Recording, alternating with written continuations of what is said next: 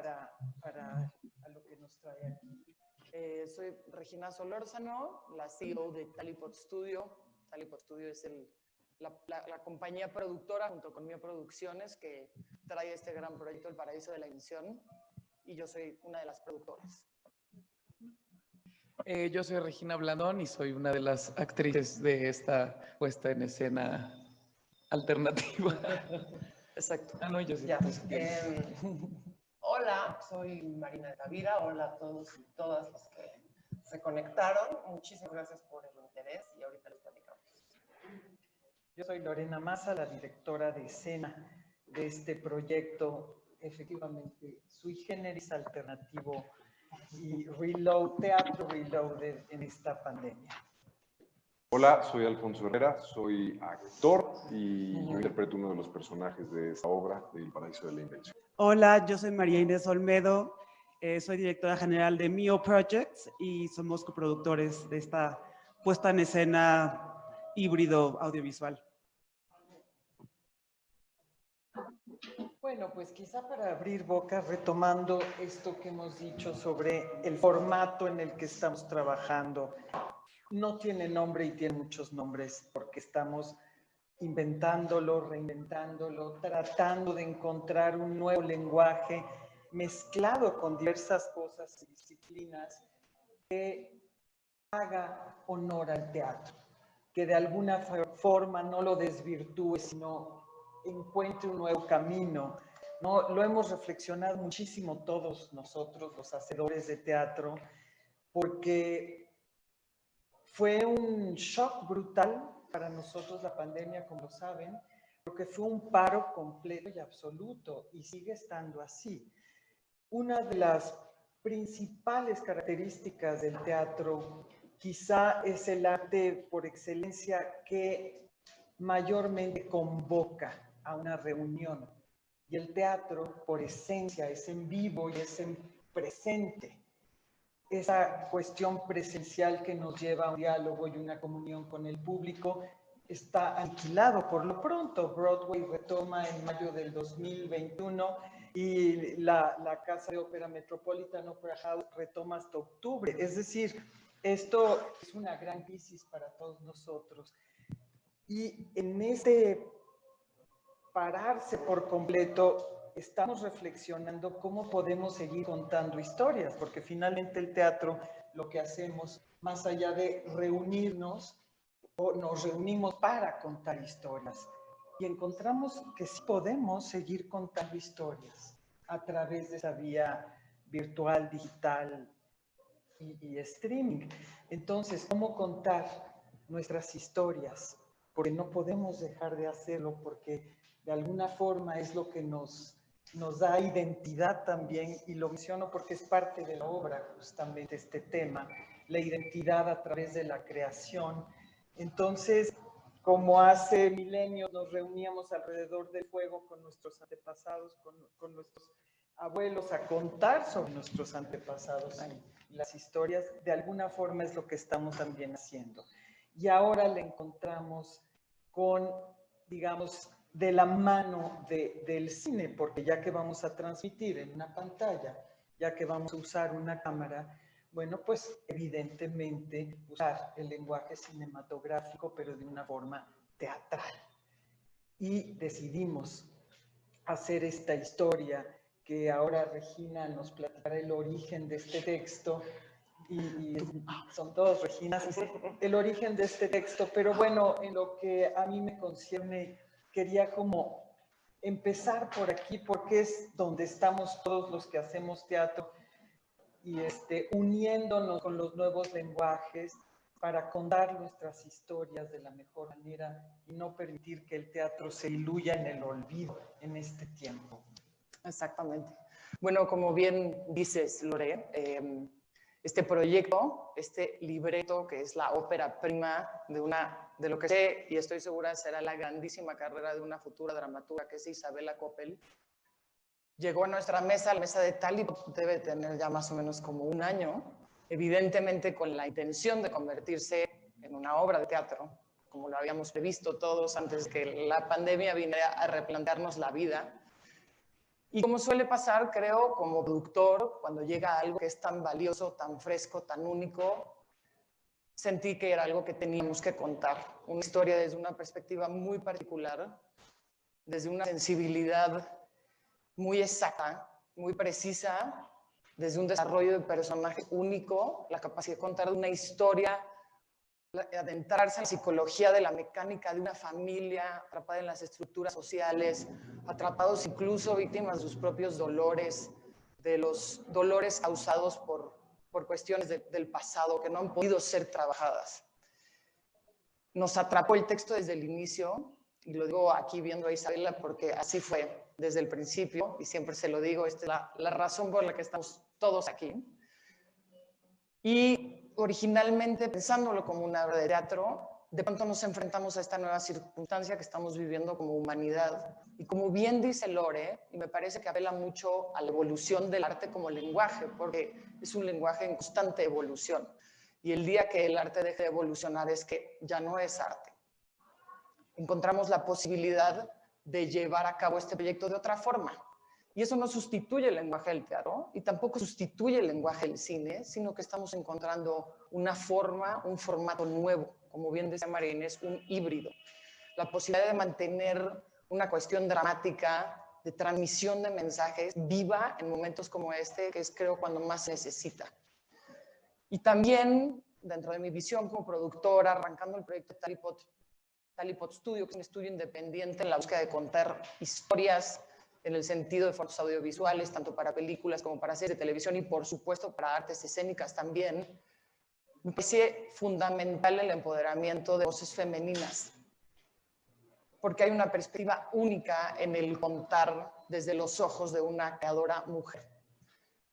Por muchas razones me pareció que este era un proyecto que tenía que hacerse. En la búsqueda de cómo uno va confabulando las piezas, busqué inmediatamente a Lore, por su grandísimo expertise, su visión única como directora de teatro, por los grandes proyectos que ha hecho durante tanto tiempo. Y fue así como empezamos un poco en conjunto con Isabela a articular lo que iba a ser este gran viaje de descubrimientos permanentes que ha sido el paraíso de la invención.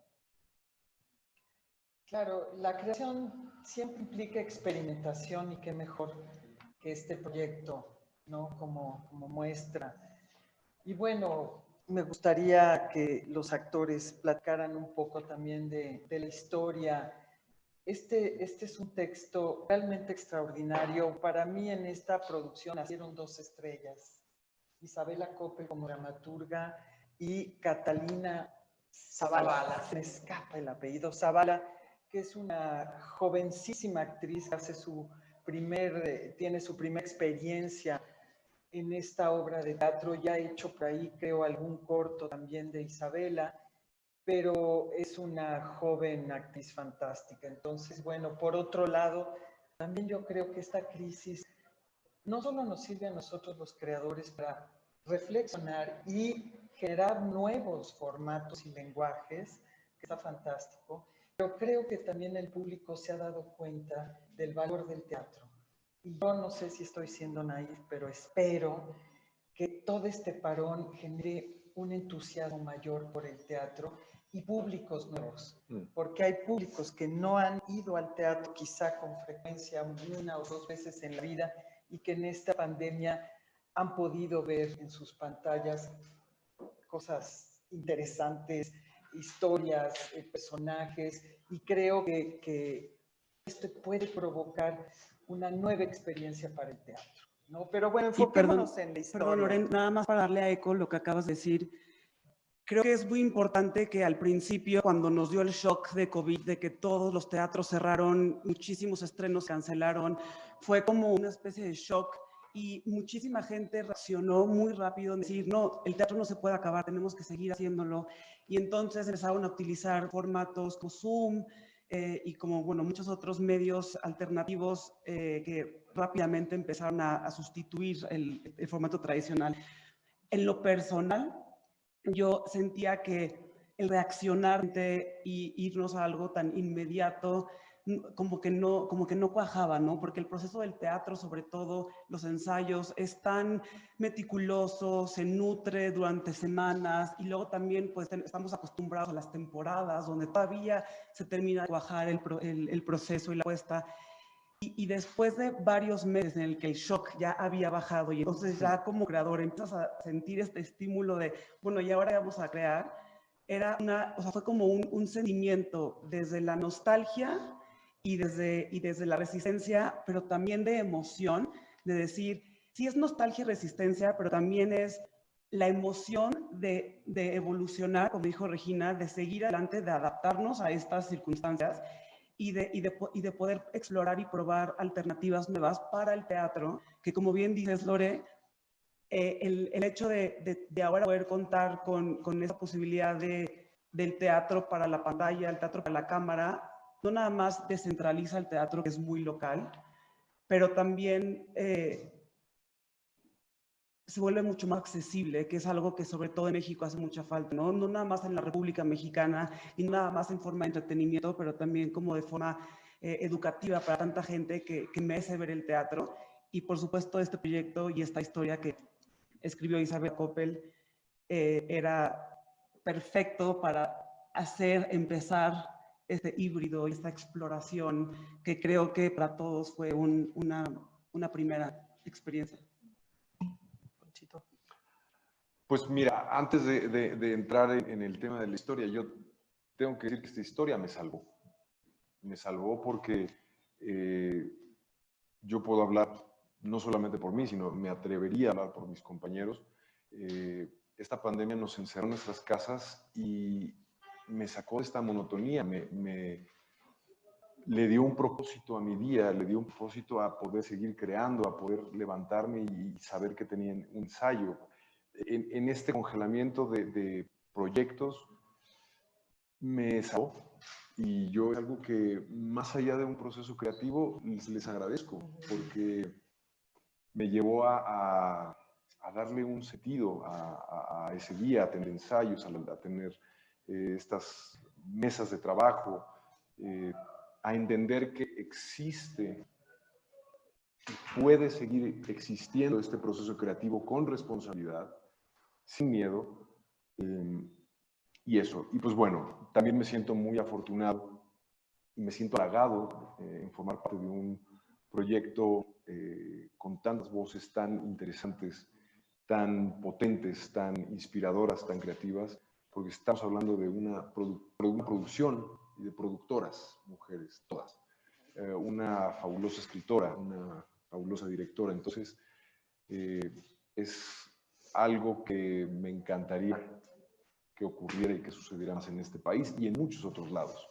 Eso es lo que yo puedo decir y yo les agradezco el que me hayan hecho parte de este equipo. Nosotros a ti, querido Poncho, por la entrega con toda la furia. Como bien dices, estoy de acuerdo contigo, a mí también me salvó este proyecto. Creo que era algo, logramos como creo que en algún momento dijo Marina, o eso extraje de lo que me dijo, se volvió un oasis en momentos de mucha oscuridad. Sí. Y como decíamos hace rato, qué importante ahora más que nunca elevar a partir del arte, de la construcción de un lenguaje que nos subleva, más ahora que nunca, por lo que estamos atravesando, creo, como humanidad. De acuerdo. Por supuesto. Y bueno, entrando un poco más en materia, toda la provocación de este texto, bueno, en realidad es un proyecto muy afortunado que reúne a todo este equipo gracias a la potencia y a la belleza de un texto. De ahí parte todo. Como comentábamos ayer, si la historia y el texto no hubieran sido tan extraordinarios, quizá todo este esfuerzo y esta conjunción de talento no se hubiera dado. Y lo primero que provoca es el título, y viene de un lugar muy específico que realmente sintetiza todo lo que significa esta obra, tanto para la autora como para nosotros y los personajes. Es una cita muy breve, quiero leerlas y les diré de quién es. Así empieza el texto de Isabela Coppel con una cita. Oh, quien tuviera una musa de fuego para escalar el paraíso de la invención. Un reino por teatro, príncipes como actores y monarcas para espectadores de la escena sublime. Es el prólogo del coro de Enrique IV de Shakespeare. Es una cita que de alguna forma le pega en el corazón a Isabella Cobel y parte de ahí para escribir este fantástico texto. Realmente las preguntas esenciales son: ¿qué significa ser creador del arte? ¿Qué significa ser sujeto del arte? ¿Cuál es el precio que se paga por la creación? Porque como bien dice también aquí Isabella, el arte es peligroso porque concede la inmortalidad y el precio que se paga puede ser altísimo. Y es muy interesante, este texto tiene dos niveles de discurso. Es este nivel filosófico, espiritual, digamos. Lo más interesante es lo que Isabella hace con ello, cómo aterriza estos cuestionamientos a la familia, al núcleo de la tragedia. Porque como hemos dicho muchas veces, para que algo sea trágico tiene que suceder en familia. Y encuentra una vía muy concreta, muy real, muy humana para hablar de este tema. Y por ahí surgen de otras provocaciones como el estar, contaba Isabella, frente a un cuadro de Picasso y ver a esa joven pintada, retratada por Picasso, esta modelo que es sujeto del arte. ¿Qué pasa con estas mujeres que son sujetos de y que eventualmente encuentran su identidad solamente siendo sujetos de? ¿Y qué pasa cuando eso se acaba, cuando muere el artista, cuando ya no son esa inspiración? Y pues esto tiene eco en muchos aspectos sociales de lo que está pasando hoy en la lucha feminista, en la lucha de las mujeres por la igualdad, por un mundo lejos de la violencia, ¿no? Pero bueno, más allá de eso, estamos hablando de esto que el arte nos da y esto que el arte nos quita, y dónde están los límites y cómo dentro de una familia tiene unas consecuencias realmente trágicas. Otra de las grandes inspiraciones de la autora, que debo decir que es increíble porque tiene 25 años y conoce a los clásicos griegos mejor que yo y todos nosotros aquí juntos, y que es una lectora voraz de una sensibilidad y una inteligencia. Y este texto también tiene estas reminiscencias de lo griego y de lo clásico, no solo porque hay una trama paralela a Medea, porque hay un hilo conductor que son las argonáuticas, la historia de Jasón. Es la reinterpretación de Medea, pero sí podríamos pensar que ahí hay un eje conductor. Y además, como le he dicho muchas veces a Isabella, a mí esa es una obra que siempre me causaba mucho temor. Y nunca sabes, la vida de pronto te pone las cosas ahí en momentos muy particulares. Y pues eso, fue un salvavidas y aquí está, esto es lo que pudimos decir. Todo lo que dijeron ellos. No, justamente creo que opino igual que todos mis compañeros en que es necesario seguir contando historias, y si bien en estos momentos se ve bastante, pues no sé, fuera de nuestro alcance y no sabemos qué va a pasar y la incertidumbre nos ha carcomido durante todos estos meses, esto nos da una certidumbre de que podemos seguir trabajando, podemos seguir juntándonos, juntar un excelente texto como todos lo han dicho, como es el de Isabella, con mis compañeros. Bueno, yo veo para arriba y estoy sumamente agradecida y honrada de poder compartir un escenario con Lore, que no había trabajado, que conoce a mis papás desde hace mucho tiempo también, entonces fue como un encuentro así de hola, y con nuestras productoras, a las que les estoy muy agradecida por haber pensado en mí. Y pues si no podemos ir al teatro, que el teatro venga a nosotros.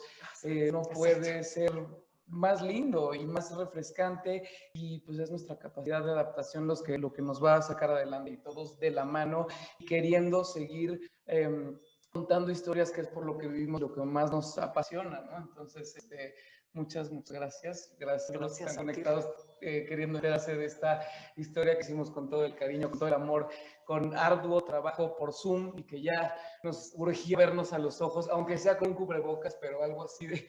Y luego nos quitamos el cubrebocas y fue de tu boca, qué raro, ¿no? Pero sí ha sido un proceso muy rico, muy... que estoy profundamente agradecida, honrada de formar parte, y esperamos seguir trabajando así, adaptándonos, y pues críticas decía, este teatro, si no es teatro, es el teatro que tenemos ahorita y el que va a llegar a todo el mundo y a más gente, y más gente va a poder disfrutarlo. Entonces, eso, nada más, gracias, agradecida profundamente por poder seguir contando historias, y de la mano de un equipo al que admiro y agradezco nuevo profundamente. Nosotros también. Qué raro que no haya preguntas, ¿verdad? Vamos a preguntarnos nosotros. Exacto. Las preguntas que tienen. Sí hay. Sí, Claro. perfecto. Siempre. Nos pregunta Alejandro Vidrio de Molinería UP, dice, ¿creen que esta modalidad de streaming de teatro mediante esta u otra plataforma de estilo Netflix se ha adoptado de manera permanente por industrias tanto en México como en Broadway o en Londres? Yo sí pienso. Esto llegó para quedarse. Es una forma más, como dice Marina, creo. Evidentemente la forma tradicional de teatro jamás va a dejar de existir. El teatro jamás va a morir, ¿no? Sí. Porque tiene algo único. Pero este es un nuevo formato, y yo creo que sí, las plataformas nuevas, así como el Zoom se volvió la herramienta más importante y tuvo un crecimiento está Teatrix, que es el Netflix de teatro, que estoy segura va a tener un gran auge, y surgirán nuevas plataformas. Ahora también con la ventaja de que cada uno puede generar su propio canal de YouTube, su propia posibilidad de exhibición. Esta idea de la exhibición, que es siempre un tema complicado en el cine y en el teatro, de publicidad, de difusión, con estas nuevas plataformas. Por eso creo que va a haber una suerte de boom, retomar el teatro por estas nuevas plataformas. Sin duda, yo creo lo mismo que Lore, y la realidad es que creo que ya íbamos hacia allá de cualquier manera, íbamos a la mutación de estos formatos. La pandemia vino a exacerbar y acelerar muchos de este tipo de procesos, obviamente porque las medidas de consumo se están restringiendo ahorita a la casa, a los lugares cerrados. Pero yo pienso también como Lore que esto no va a sustituir al teatro, simplemente es el nacimiento de un nuevo formato que justamente, como decía María Inés y como decía Lore, en sus grandes virtudes también tiene la posibilidad de que ahora tiene un alcance muchísimo más amplio que el que podía tener el sector del teatro. Tenemos la posibilidad de que esta obra de teatro digital vea ahora una audiencia muchísimo más amplia que lo que pudo haber sido si solo era obra de teatro. Pero yo pienso lo mismo, y creo que de ninguna manera no excluye al otro formato, sino que simplemente es una nueva vía de comunicación. Y yo creo que debo agregar, soy creo muy optimista, y realmente creo que al poder tener el acceso a un nuevo público, yo estoy segura de muchísima gente que está viendo ahorita teatro en línea o teatro en la pantalla, es gente que está viendo teatro por primera vez. Y yo realmente creo que esto puede ser un gran gancho para acercar a esta gente al teatro, para que cuando podamos regresar a las salas, la gente quiera vivir esta experiencia por primera vez realmente. Entonces, creo que sí es una gran alternativa que vino también de alguna manera a salvar el teatro, creo en mi optimismo, y que ojalá que al tener acceso a un público mucho más amplio, pues después se nos regrese en las salas de teatro. Además, todos estamos en un proceso de readaptarnos. Todas las personas que ya sea abogados, ingenieros, todos estamos tratando de adaptarnos a estas circunstancias. Entonces, eso también es un grito, como un statement de tenemos que seguir adelante. Esto tiene que continuar. Como ya lo dijeron, el teatro va a seguir.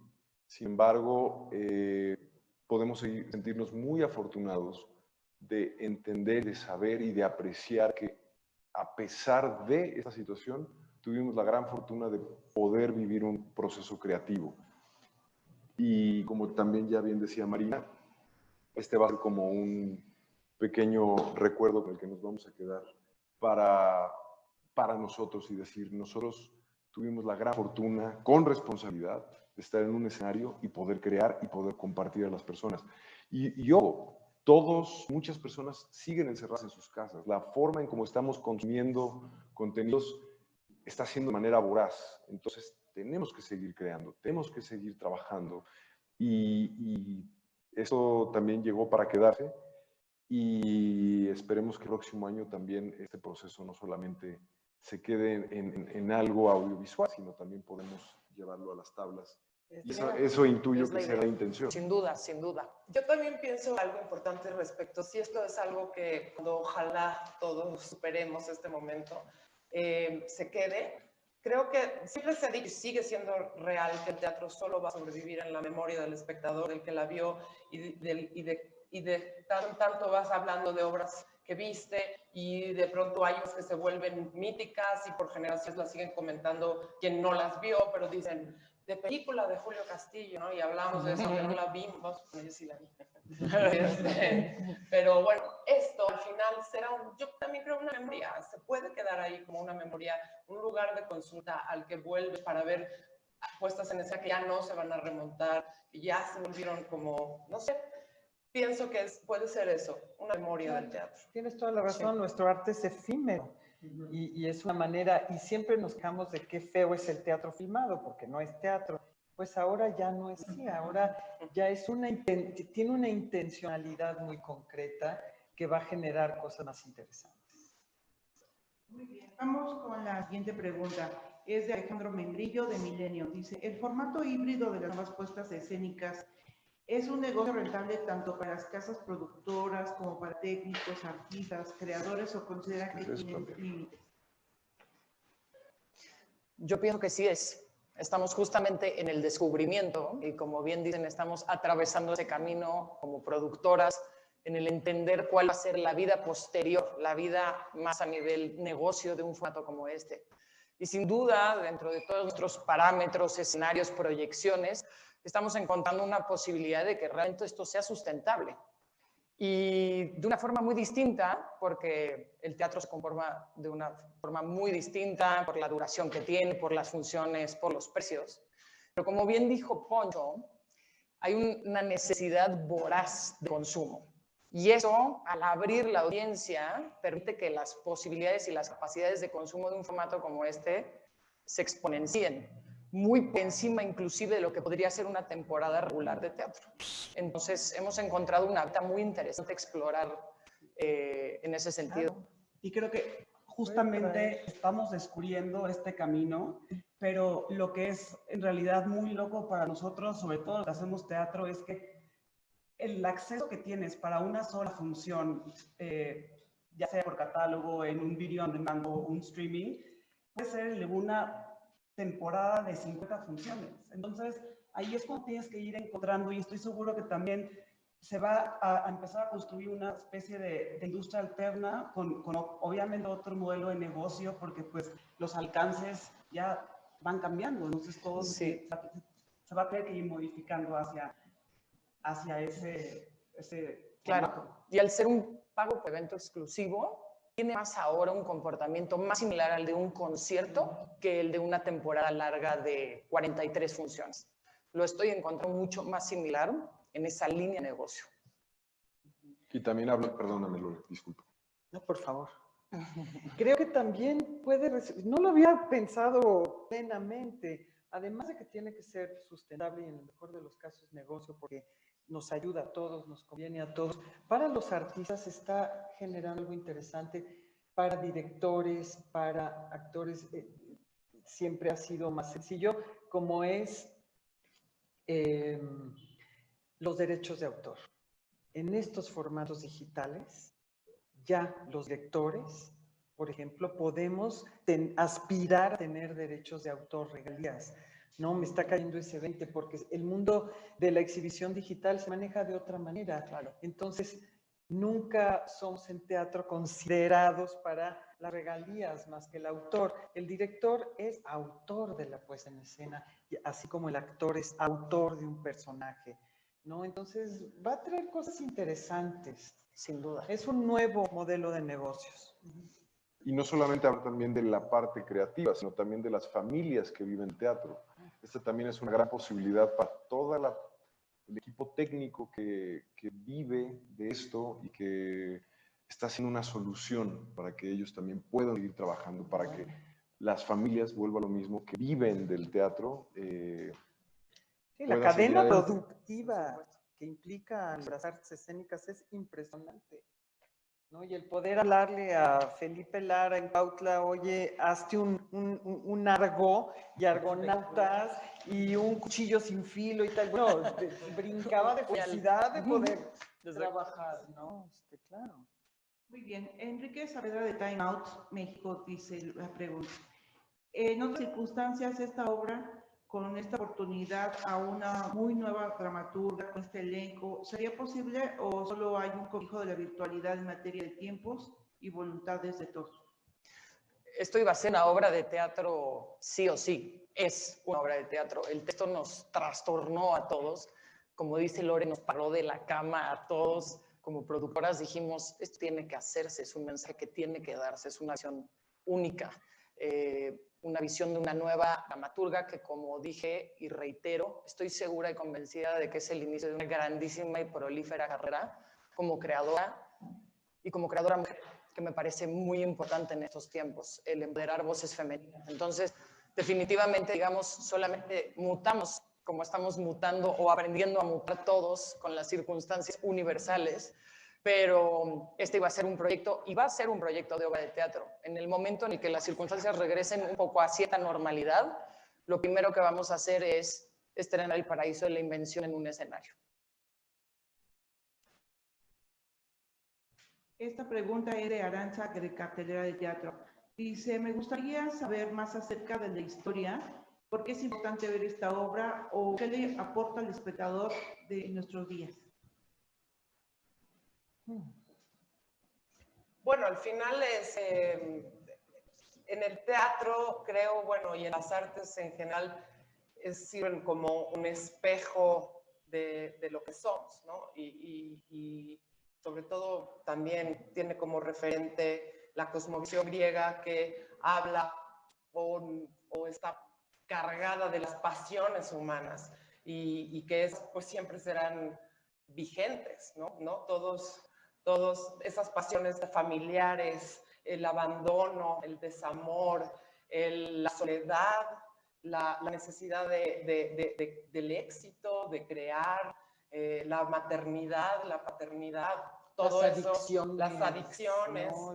La depresión. Sí, la depresión, pues todo eso, ahí está, estuvo y estará. Y ese es el terreno en el que sucede esta obra, ¿no? En eso, en una familia descompuesta, lastimada, con una historia brutal en el pasado, que traen a cuestas, que no pueden superar, que intentan superar, y qué le pasa a los hijos y a las hijas cuando los padres vienen cargando una historia tan fuerte atrás de dolor, y concretamente hablando del personaje que me toca interpretar a mí, que es la madre, como no poder soltar el pasado, alguien que vive en lo que sucedió, lo que fue, y al vivir en lo que fue, no puede atender lo que es, ¿no? El hoy, y entonces se precipita de nuevo a la tragedia, ¿no? Básicamente estamos hablando de un núcleo familiar, la madre, el padre, la hija, hay una nana también ahí, y el pleito de custodia por la hija. Son esos dos personajes que traen estas heridas brutales del pasado, que fundan su amor basándose en esta tragedia, y finalmente hay un rompimiento muy fuerte y cada uno defiende su identidad y cada uno defiende su postura, y se llevan entre las patas a la hija, que además resulta ser un personaje extraordinario, resiliente, pero que también está al borde de de alguna manera de malograrse por esta situación y estas cargas que dice Marina que traen los personajes, ¿no? Debo hablar un poquito yo también del tono, que es fantástico y muy agudo. Es un humor negro, es una comedia negra que tiene estos tintes trágicos y unos momentos también muy poéticos y simbólicos. Entonces, bueno, está llena también de referencias griegas, pero la situación básica es madre, padre, rompimiento, custodia brutal por una hija.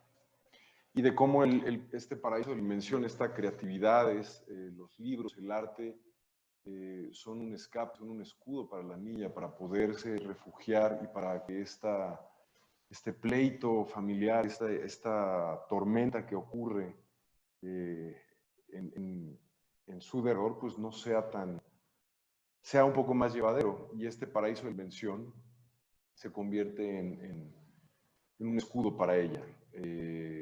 Lástima que no pudo estar aquí para podernos contar un poquito más del personaje, pero lo hizo de forma maravillosa y la sensibilidad que tuvo y la entrega y el compromiso fue maravilloso y es importante mencionarlo. Y eso. Hay otro tema interesante que a mí me importa, que es el padre ausente, ¿no? Este abandono de los padres en nuestro país de entrada y en muchos otros, ¿no? Por muchas razones. En este caso es porque es un gran creador y de alguna forma esa necesidad de crear lo lleva a alejarse, puesto que no lo puede lograr en ese núcleo familiar. Y claro, hay un poco de narcisismo, de egoísmo y de necesidad auténtica de crear a costa de la familia. Y por otro lado, una mujer que está acostumbrada a ser el centro de atención, el sujeto del arte, musa inspiradora de un gran artista que murió antes de iniciar la obra, resulta que es ignorada absolutamente, dejada a un lado como mujer trofeo por su esposo. Por lo tanto, hay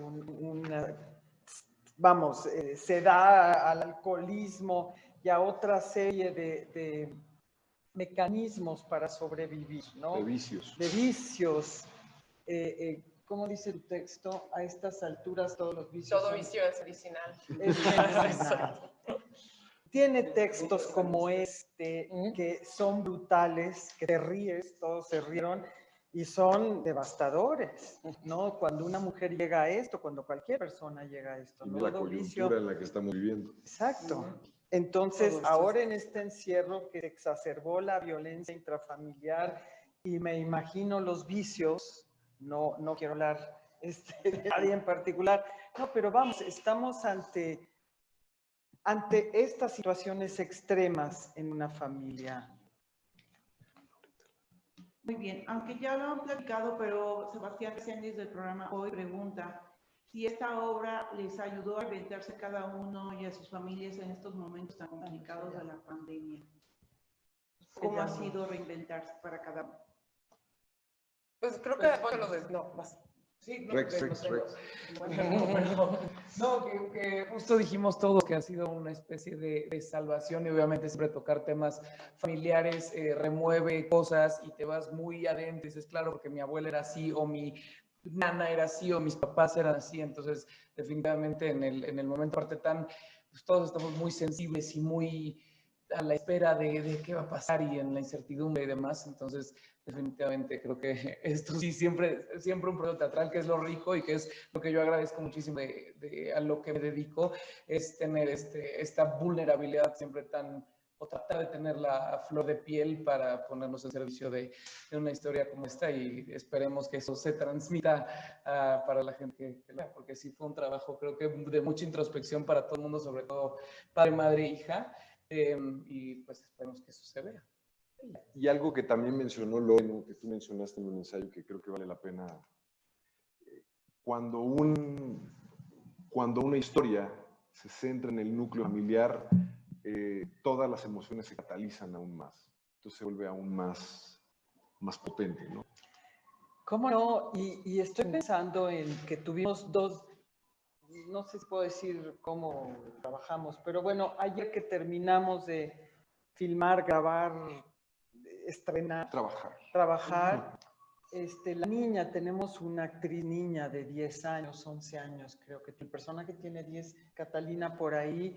Tiene 9. 9 tiene, ¿verdad? Es verdad. Pero bueno, finalmente tuvo ella misma una catarsis, la niña como actriz al final del día, por cansancio, por tristeza de que se iba a acabar el proyecto y porque resulta que es donde se deposita, ella es muy sensible, toda esta tensión de todos, esta exacerbación de todos. Y bueno, ahorita pensé en ello, cómo todo ¿qué será? Nuestra carga emocional y demás, la niña lo expresó en una catarsis ayer muy conmovedora y entrañable, ¿no? Sí, se nos olvidaba también que tenía 9 años y que tenía una cantidad de texto, digo, cabe mencionar todos, pero una niña de 9 años y unos textos tan complicados y ni un texto estaba ahí por error o por coincidencia, sino cada uno tenía su razón de ser y no se equivocó una vez. A mí eso... Y de repente era, es que tú te parabas allá. Nos corregía. Sí, es cierto, Cata, perdón. Canta en Yiddish, cita a Elizabeth Bishop, no, Emily Dickinson, perdón, lee las argonáuticas. Se sabe todos los argonautas. Se sabe los nombres de los 27 argonautas, no sé cuántos más. Impresionante actriz y chavita realmente, ¿no? Y claro, había que cuidarla también, había que tener esa consideración, porque además, pues de eso habla la obra, ¿no? Entonces era muy interesante ver ese paralelo. Por favor, ¿me pueden ayudar a contestar a la cámara, por favor? Muy bien. La siguiente pregunta es de Patek. Dice, ¿cómo será enfrentarse al vacío cuando en el teatro está impuesto la erección de la cuarta pared, o sea, del público? ¿Cómo lo han planeado? Esto de parte de Humberto Vázquez, pero sigo siendo él. Interesante. Entonces puede ser un descubrimiento, ¿no? Pues mira, A posteriori. es como dónde está la cuarta pared, porque hay cuarta pared, ¿no? Seguimos teniendo una cuarta pared que tiene la cámara, porque finalmente seguimos creando la ficción, se da completamente de esta manera, ¿no? Pero entiendo que lo que pregunta tiene que ver con la reacción del espectador y lo que evidentemente en el teatro el espectador al final acaba siendo un guía, es hasta cómo respira, hasta cómo se mueve y es verdad que aquí no vamos a tener ese estímulo, pero pues tendremos todos los comentarios de lo que la gente pueda decirnos después, serán muy bienvenidos. Y sí, pues ahí no hay más que decir, más que efectivamente no está. Y creo que nosotros en este trabajo quisimos dejar muy claro que las butacas están vacías y que eso significa algo. Claro, de hecho, montamos escenas en las butacas vacías evidenciando el vacío de público. Tras bambalinas también. Hay redescubrimiento del espacio escénico, que creo que eso es un valor adicional que definitivamente en el teatro, por la forma en la que se ve el teatro, no existe. Y aquí, como bien dice Lorena, recontextualizamos el sentido de la butaca, de lo que es un camerino, de lo que es esta parte que no se ve y que siempre creo como espectadores queremos ir un poco más allá. Este formato lo permite. Usamos el sótano del teatro, usamos los desahogos del teatro, usamos las butacas, los pasillos, los puentes, un poco tratando de darle presencia al teatro y homenajear y honrar al espacio teatral. Entonces nuestra historia no se cuenta en una escenografía realista, no hay escenografía, hay vestuario. Hay un teatro vacío, sin escenografía, con una luz espléndida.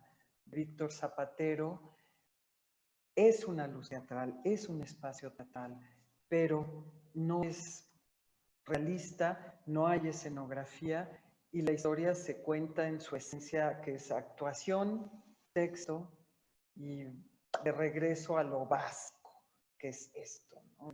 Fue muy lindo de repente volver a ver el teatro, el espacio teatral, como algo de una belleza y de mucho significado, ¿no?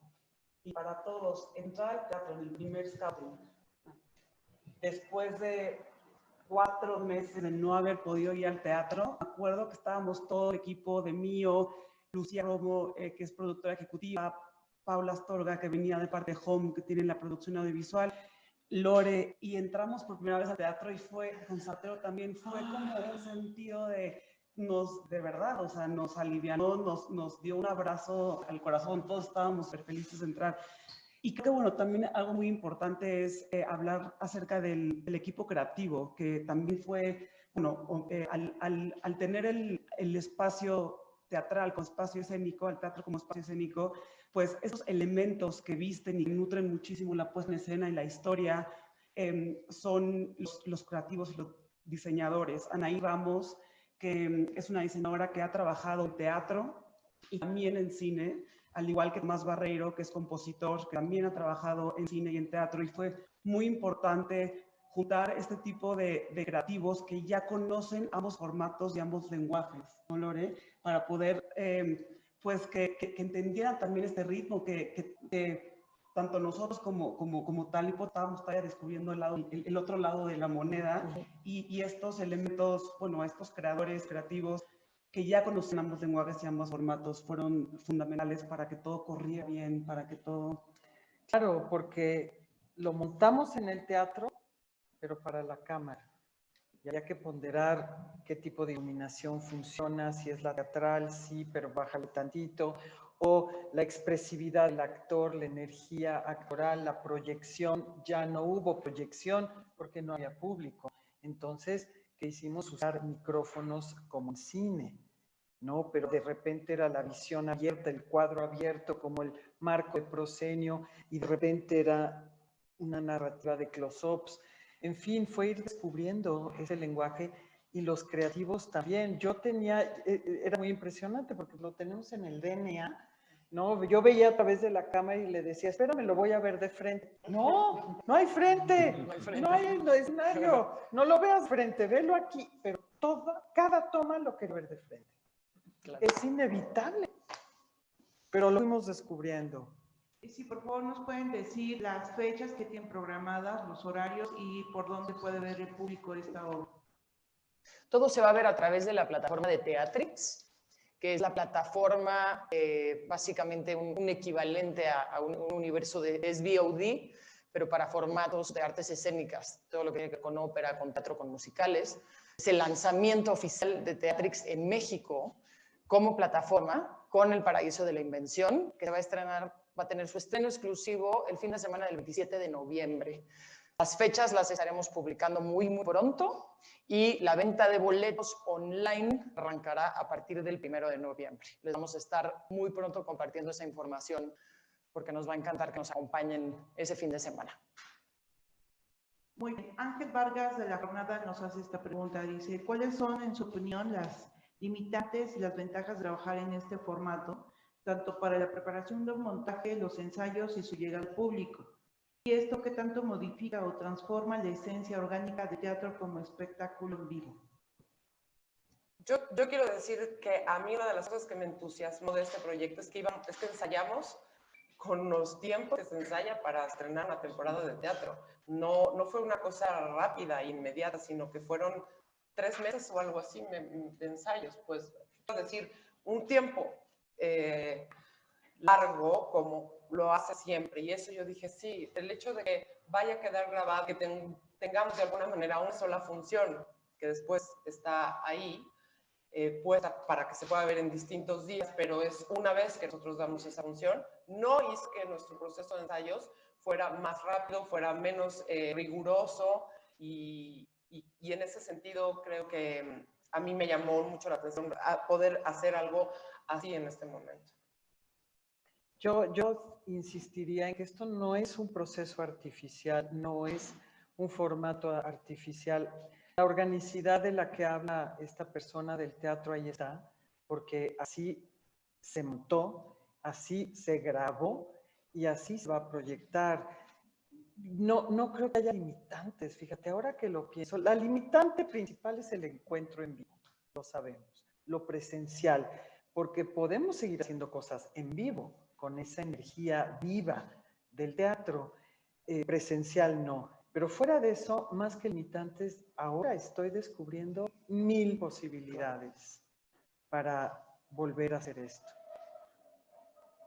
Muy bien, para finalizar nos preguntan por qué el público debe de ver esta obra y cómo tendrán retroalimentación con el mismo público si va a ser streaming, si van a apoyar este lanzamiento por redes sociales personales o cómo harían esa retroalimentación. La estrategia de comunicación implica redes sociales, medios. Estarán escuchando de la obra de teatro por muchos días que los van a redirigir a la plataforma de Teatrix, en donde ahí van a poder comprar los boletos y ahí obviamente se consume como tal el proyecto.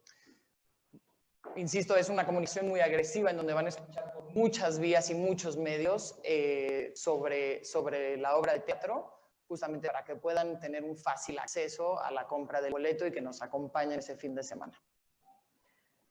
Bueno, no nos queda más que agradecerles a todos ustedes por acompañarnos. Muchas gracias por estar pendientes de este proyecto. Yo agradezco infinitamente a los que me acompañan aquí. Muchísimas gracias a Isabela Coppel, que provoca toda esta iniciativa con un gran texto. Y gracias al público, esperamos vernos pronto en vivo. Y aquí seguimos haciendo teatro. Seguiremos. Gracias. Gracias. Gracias. Así, thank you.